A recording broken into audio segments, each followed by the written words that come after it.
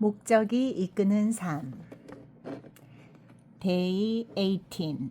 삶을 함께 경험하기. 평강을 위하여 너희가 한 몸으로 부르심을 받았나니. 골로새서 3장 15절. 형제가 연합하여 동거함이 어찌 그리 선하고 아름다운고. 시편 133편 1절. 삶은 공유하도록 되어 있다. 하나님은 우리가 함께 삶을 경험하기를 바라신다. 성경은 이러한 공유된 경험을 교제라고 부른다. 하지만 오늘날 이 단어는 그 성경적인 의미를 거의 상실했다. 교제는 이제 가벼운 대화를 나누고 함께 어울리며 음식을 먹고 즐거운 시간을 보내는 것을 나타내는 말이 되었다. 이 시간 이후에 교제의 시간이 있습니다. 남아주세요 라는 말은 다가가 있으니 기다려주세요 라는 의미가 되었다. 하지만 진정한 교제는 예배에 참석하는 것 이상의 의미를 지니고 있다. 교제는 함께 삶을 경험하는 것이다. 그것에는 이기적이지 않은 사랑, 진실한 나눔, 실제적인 섬김과 희생적으로 서로에게 베풀고 서로에게 위로를 주는 것을 포함한 신약에서 발견할 수 있는 모든 서로에 대한 명령들이 포함되어 있다.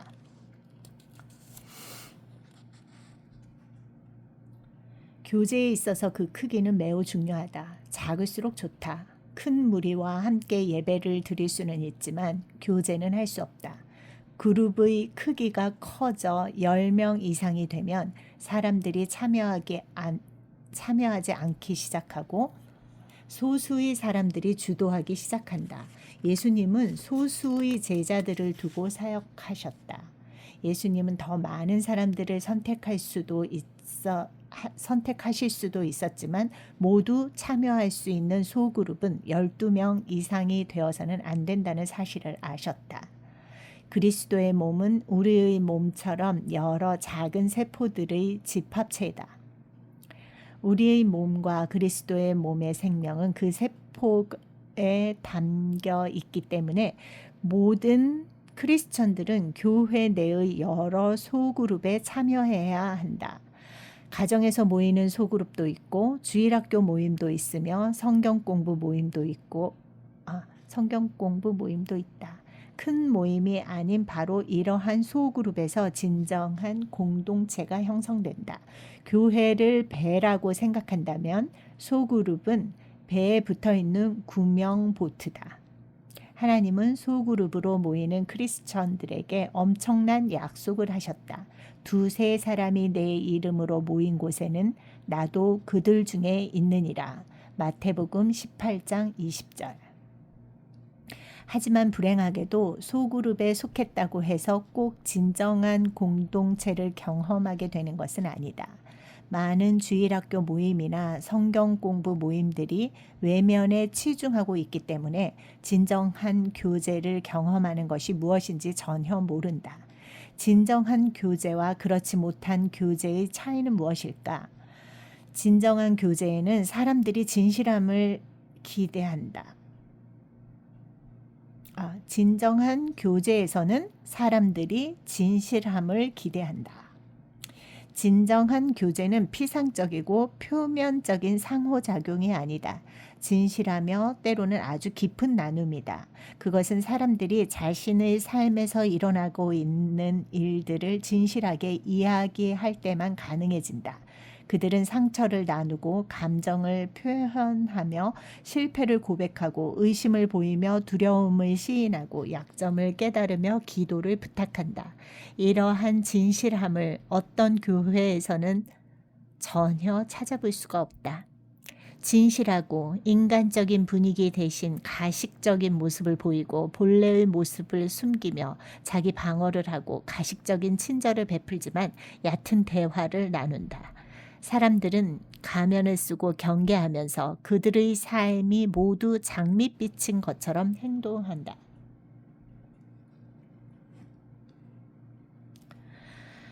이러한 태도는 진정한 교제를 해치는 것이다.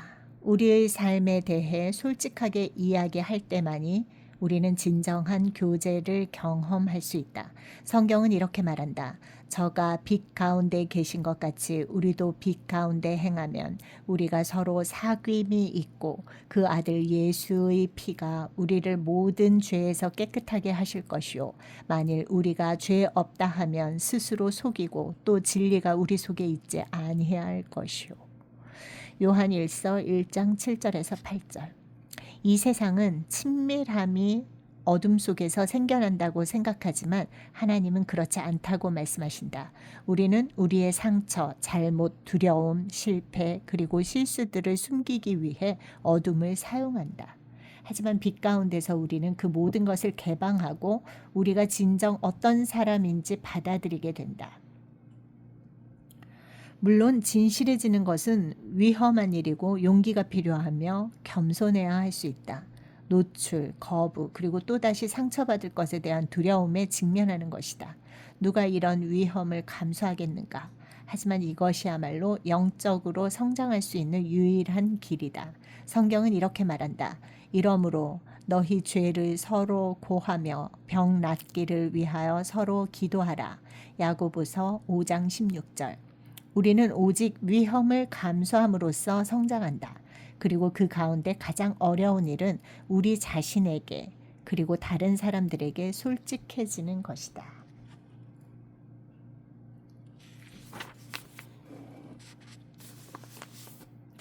진정한 교제를 통해 사람들은 상호 의존한다.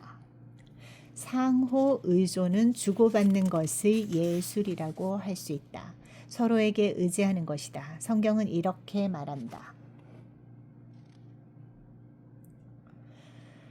하나님이 우리의 몸을 디자인하신 방법은 우리가 교회로서 어떻게 함께 살아야 하는지를 이해하기 위한 모델이 된다. 모든 부분은 다른 부분들에게 의존한다. 고린도전서 12장 25절. 상호 의존은 교제의 핵심이다. 상호 의존적인 관계를 형성하고 책임을 나누며 서로를 돕는 것이다. 바울은 나는 우리가 믿음으로 서로를 돕기 원한다. 너희의 믿음은 나를 도울 것이고 나의 믿음은 너희를 도울 것이다. 로마서 1장 12절 라고 말했다. 우리 모두는 누군가 우리와 함께 걸어가고 우리를 격려해주면 믿음을 계속 이어갈 수 있다.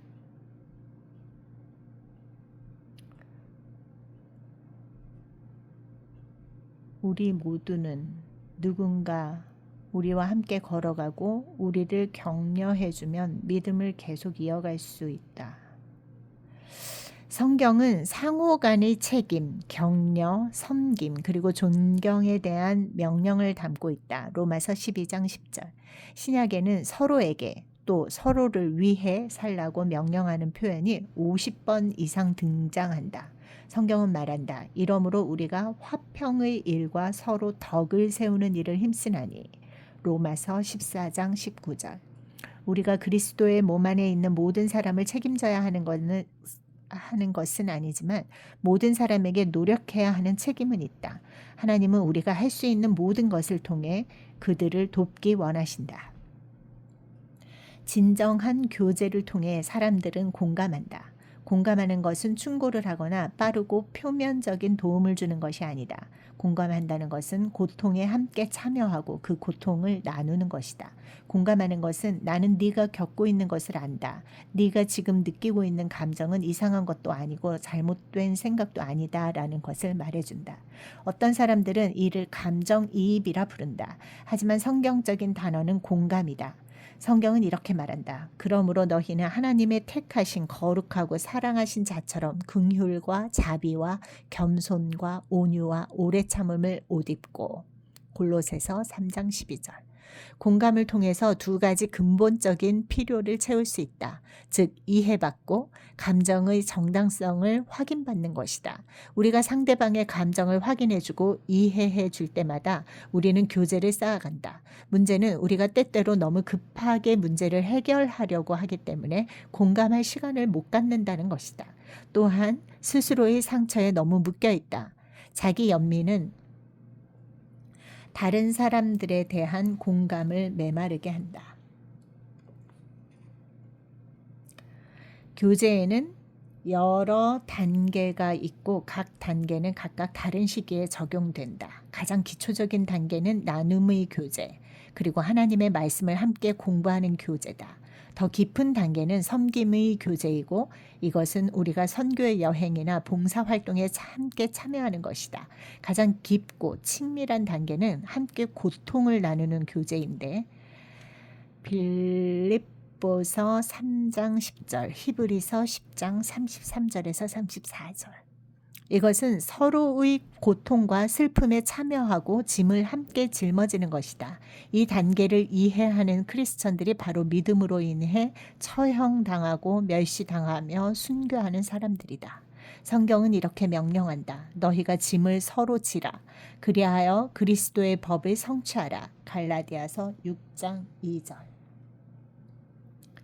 우리가 서로에게 가장 필요한 때는 바로 심각한 위기, 깊은 슬픔, 그리고 의심의 상황을 지날 때다. 상황이 악화되어 우리의 믿음이 무너지려고 하는 바로 그때에 믿음의 친구를 가장 필요로 하는 것이다. 이런 때 우리는 하나님 안에서 믿음을 갖고 있는 사람이 필요하고 우리를 이끌어줄 사람이 필요하다. 하나님이 멀게 느껴질 때에도 소그룹 안에서는 그리스도의 몸이 실제로 존재하고 가시적이게 되는 것이다. 이것이 욥이 고통받고 있을 때 가장 필요로 했던 것이다. 그래서 욥은 고통당하는 친구를 동정하지 않는 것은 하나님을 무시하는 일이야. 욥기 6장 14절라고 절규했다. 진정한 교제를 통해 사람들은 자비를 경험한다. 교제는 은혜의 장소이고 이곳에서는 우리의 실수가 드러나지 않고 덮어진다. 교제는 자비가 정의보다 강할 때 일어난다. 우리는 모두 자비가 필요하다. 이는 우리 모두가 흔들리고 넘어지고 다시 제자리로 돌아오기 위해 도움이 필요하기 때문이다. 우리는 서로에게 자비를 베풀어야 하고 서로에게서 그것을 받을 줄 알아야 한다. 하나님은 이렇게 말씀하신다. 그런즉 너희는 차라리 저를 용서하고 위로할 것이니 저가 너무 많은 근심에 잠길까 두려워하노라. 고린도후서 2장 7절. 용서 없이는 교제할 수 없다. 하나님은 우리에게 이렇게 경고하신다. 서로에게 악의를 품지 말아라.